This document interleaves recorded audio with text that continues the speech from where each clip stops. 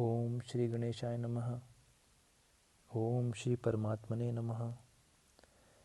Bhagavad Gita video श्रृंखला का भाग प्रथम, सनातन शास्त्र तथा गीता जी का परिचय। सनातन शास्त्र। सनातन धर्म में शास्त्रों को दो भागों में बांटा गया है।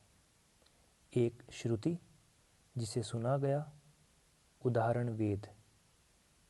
द्वितीय स्मृति, जिसका स्मरण किया गया, उदाहरण इतिहास, पुराण इत्यादि।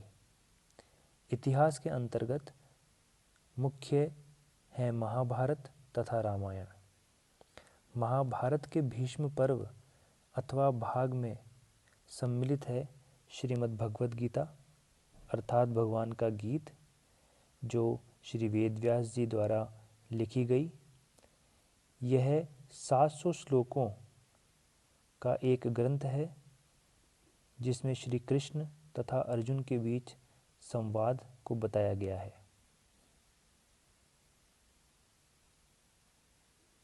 गीता जी का परिचय। इसमें हम 4 बिंदुओं पर ध्यान देंगे। पहला, गीता जी कही क्यों गई। देखिए, भगवान कृष्ण के इस लोक को छोड़कर गोलोक जाने के पश्चात कलयुग शुरू हुआ।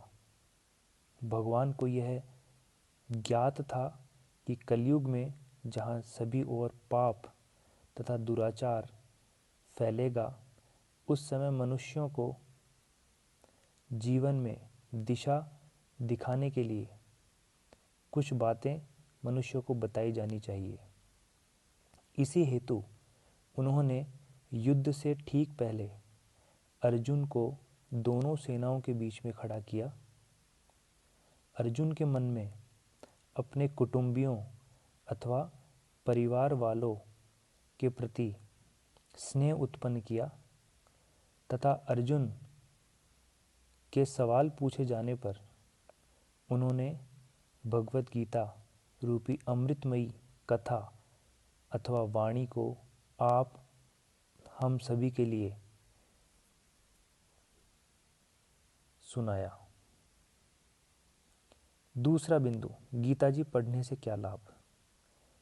देखिए, जिस तरह किसी मशीन को चलाने के लिए उसका मैनुअल पढ़ना आवश्यक है, उसी प्रकार इस मानव देह को इस संसार में चलाने के लिए भगवद गीता रूपी मैनुअल पढ़ना आवश्यक है। हम सभी की गलती यही रही है कि हम अपने मानव रूपी मशीन को, इस देह रूपी मशीन को कई वर्षों से चलाते आ रहे हैं, परंतु हमने इसका मैनुअल अभी तक पढ़ा नहीं है। मैनुअल अथवा दिशा निर्देश। तीसरा बिंदु, गीता जी समझना कठिन क्यों है। देखिए, गीता जी के श्लोक सरल हैं, परंतु उनका अर्थ गूढ़ है। स्वयं नारायण द्वारा कही गई यह वाणी है, जिसे मनुष्य अपने अनुभव, अपनी बुद्धि के द्वारा ग्रहण करता है।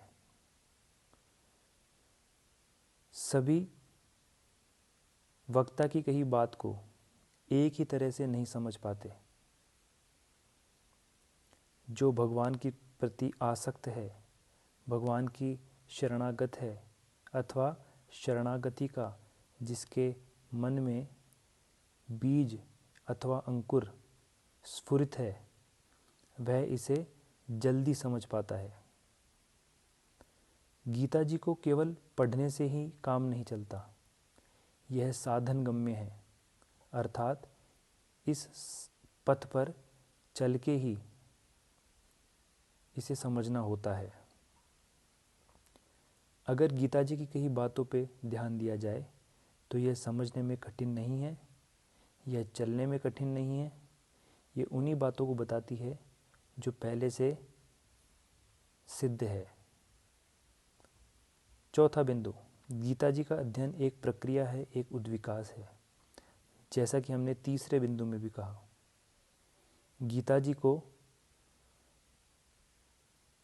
प्रत्येक श्लोक को भगवान ने जिस भाव को लेकर कहा है उसी के अनुसार दिशा निर्देश का पालन करते हुए अगर आगे बढ़ा जाए तो गीता जी स्वतः धीरे धीरे जीवन का एक महत्वपूर्ण हिस्सा बन जाती है।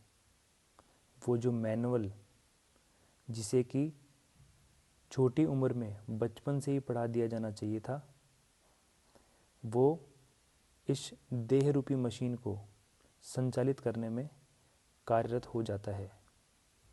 भगवत गीता की इस वीडियो श्रृंखला में भगवत गीता के उन छोटे बड़े बिंदुओं पे हम ध्यान देंगे जिस पे कि चल के हमारा जीवन धन्य हो सके।